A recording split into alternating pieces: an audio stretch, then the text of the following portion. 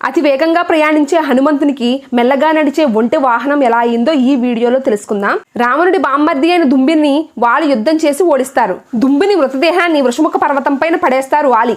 ఆ పర్వతం పైనే అదే సమయంలో మాతంగి మహర్షి తపస్సు చేస్తూ ఉంటారు. దాంతో తపస్సు భగ్నం అవ్వడం వల్ల కోపంతో ఇక నుంచి నువ్వు ఈ వృషముఖ పర్వతం పైన కాలు పెడితే మరణిస్తావని శపిస్తారు మహర్షి. అలా కొన్ని సంవత్సరాల తరువాత వాలి సుగ్రీవుని చంపడానికి వెతుకుతూ ఉండగా తన అన్న వృషముఖ పర్వతం మీద కాలు పెడితే చనిపోతాడు అని తెలుసుకున్న సుగ్రీవుడు అక్కడికి వెళ్లి దాక్కుంటారు. అప్పుడు హనుమంతుడు సుగ్రీవుని చూడడానికి వెళ్తారు. అక్కడ దగ్గరలో పంపా సరోవరం ఉంది. దాన్ని చూడాలని అనుకుంటారు. కానీ ఆ తీరం అంతా ఇసుకతో నిండిపోయి ఉంటుంది. అతి బలశాలైన హనుమంతుడు కాలు పెట్టగానే ఇసుకలో మునిగిపోతూ ఉంటారు. అది చూసిన సుగ్రీవుడు ఇసుకలో తిరగడానికి సులువుగా ఉండేందుకు ఒక ఒంటెని సిద్ధం చేస్తారు.